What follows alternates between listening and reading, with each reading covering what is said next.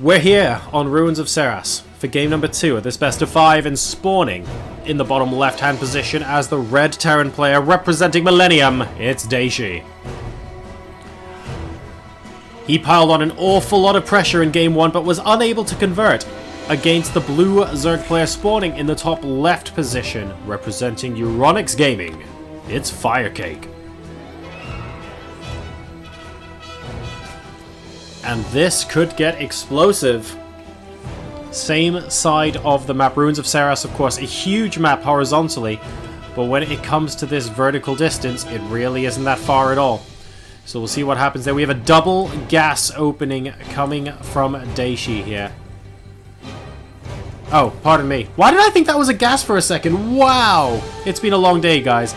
I saw that, and I saw it either side of the command center, and I went, oh, okay then. Well, that's good. That's significantly more chilled out. Now, this barracks with the Reaper popping out here could be very interesting indeed, because the distance to travel to get inside the main base of the Zerg player is really, really short, and you're protected by 2 cliffs as well.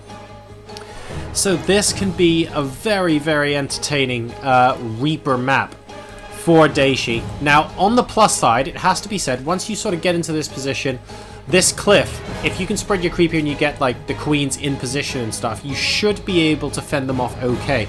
Because the Reapers to come around and have another attack angle, it actually is quite a big distance to sort of float around here. So basically all of the Reaper harass is coming from this cliff, otherwise it's quite slow. So we just have the 1 barrack so far. FireCake spots the gas and immediately moves away from the Overlord, so Dayshi does not know that FireCake is spawned on the same side of the map. We have a different build from Dayshi this time. We're going straight for the reactor on the barracks into double marine production. So this gas is going to be used immediately for a factory, I would wager. And at that point, well, we'll see what he has in mind next. FireCake getting his Overlord in position, by the way, to scout the second gas as and when required. So Dayshi right now spotting that his opponent is not in the bottom right and will soon be able to see that in fact he is in the top left. Drone just being transferred. We're not going for a third base anywhere close to now for FireCake. FireCake doesn't yet know that there are no Reapers on the way, aside from the fact that they haven't shown up in his base, by the way. So I suppose that's worth pointing out, but there's not going to be any major harassment inside the main base. The SCV will see what he needs to see, and he does spot the third hatchery going down at the 11 o'clock position as well. Instant starport. We have a tech lab on the factory here, so this could be siege tanks, or this could be a lift into Banshees, potentially for Dayshi. We see a lot of siege tank play, of course, in Legacy of the Void. Much more versatile unit now that it can be picked up in a sieged state in a medevac. But on this occasion, it is going to be floating, and it looks like it's actually floating in favor of the barracks. So we're going to be getting a bit of stim play there. And another barracks is going to be going down on the reactor. 1 more tech lab for the factory, and the starport is almost certainly going to be used for medevac production. So there we go. And we'll have siege tank production in just a sec, but what we really want to start things off is that siege. Siege. Stim. Wow, really mincing my words this game. Pardonnez-moi, at least I'm saving it all for a single game. I like this patrolling Zergling, by the way, because it will not only spot Reapers, but I think by this point in the game you're not expecting it, but it will also spot medevacs that don't go completely out of their way. You obviously can't go here unless you're also holding the watchtower, so that's great to defend against drops, which means medevacs basically have to go around. And you either have to go all the way around through the middle of the map or through here. And FireCake holds all, absolutely all, of the watchtower, so there is no way for a drop to go in undetected, which is why FireCake was so well prepared for this. Ooh. Goodbye, Overlord. You too slow, bro. Survival of the fittest there, and the Marines successfully take that apart. Oh my, a second Overlord goes down as well. This is actually frustrating because FireCake is very, very supply blocked right now.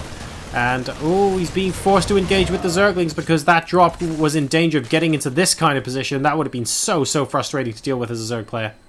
He's now moving up to the watchtower. We'll try and take it. We'll fail to take it.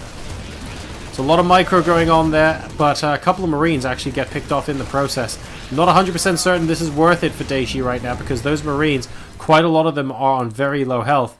And we have more Vikings coming out now, actually, to pick off the remainder of the Overlord. So Dayshi wants absolutely no map vision for FireCake here. That much is certain.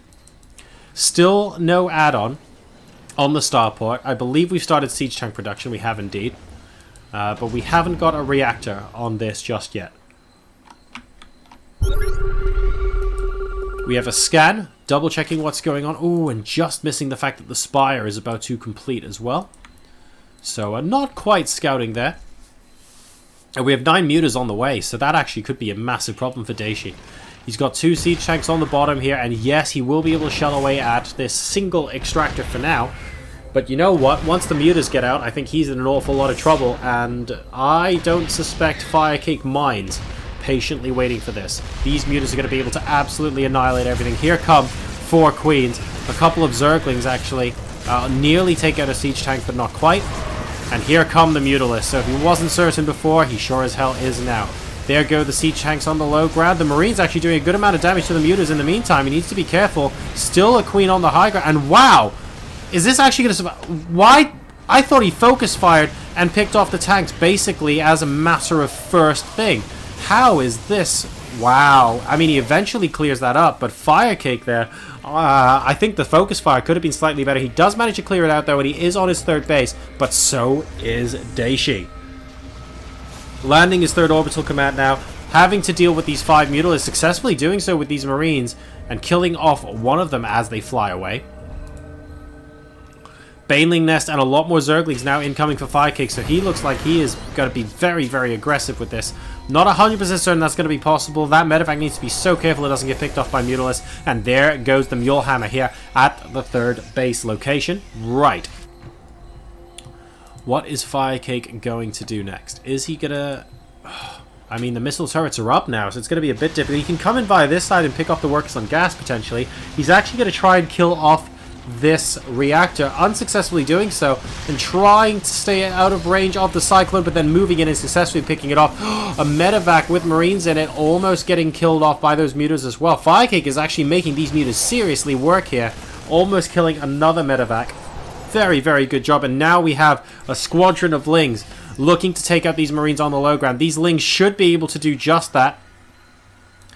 The Mutalist trying to draw the Marines out, picking off a couple of them at a time in isolation, and I think together with these Lings, he should be able to overrun this 3rd base, provided the bunker isn't up yet.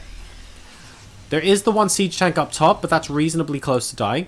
The Liberator here can get picked off by the mutas, but I think now that the bunker is finishing, that timing is coming to a close. There is a 5th base going down for FireCake, though. He's being very strong about it. 26 more Lings. He's going to get Baneling speed and continuing on his upgrades. Dayshi is actually on 1-1 at the moment, so even though there are lots of upgrades incoming for FireCake, Dayshi is actually the person to lead on that regard. And we have a bunch of worker kills here. We take a look. It's 6 versus 0 so far this game, and now Dayshi is making a Liberator push. He's on 3 bases. It's actually a little bit less strong than last time, you would argue. He's got his 3rd base up and mining, surrounding those Marines. And coming in with Banelings, there is nothing that Dayshi can do to stop the pickup and moving out, you know, unless he decides to die, which obviously isn't an option for the Terran right now. So he's playing this very well, waiting until there is a fight he can pick and hopefully win. Being very patient with this approach, and FireCake now looking to do a bit of damage of his own. The mutas continue to be very effective at keeping Dayshi out of bounds. Oh, and this full medevac will instantly get picked off. Now, does that potentially recall anything else? It certainly does. And he's moving out over here. Just the 1 medevac, but the Zergling, of course, spots it. And we have the attack coming in from FireCake now. Now, the bunker has completed, but there's also an awful lot more Zerglings, an awful lot more Banelings, an awful lot more stuff here. But it looks like that's going to get overrun. Just the 1 siege tank, by the way. Banelings getting behind the mineral line. A lot of these SCVs going down. We have the drop going inside the main base as well. These 8 Marines might end up being the saving grace for Dayshi right now, because so much was killed off over there at the 3rd. And this command center is 20. He needs to repair. Oh my god, that was close. You need to repair. Oh, no, you need to go down and repair it with the SCV there as well. It once again is losing health. It's back down to 60. You can't stop the repair. Dayshi, you can't stop... Okay, he doesn't stop the repair. Oh, God, that was close. And these Mutalisks do come back and kill off the drop. Right. 31-2 is the worker killed count. So Dayshi did manage to kill off a couple of workers, but really it was just a couple. And it's 5 base versus 3 right now.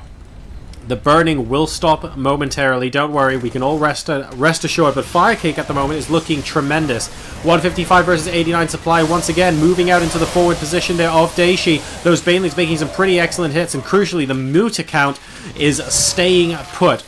Usually when you get engagements like this, you go, okay, it's a fairly even trade. Some Mutas actually died, but the Mutas are not dying for FireCake right now. And he's up to 21 against Dayshi. And he's still continuing to pull him in all directions, successfully picking off the add-ons as well. And yeah, Dayshi realizing he's behind, it's going to be very difficult for him to come back, gives the GG, and FireCake goes to match point. He is now 1 win away from being in the WCS Circuit Winter Championship.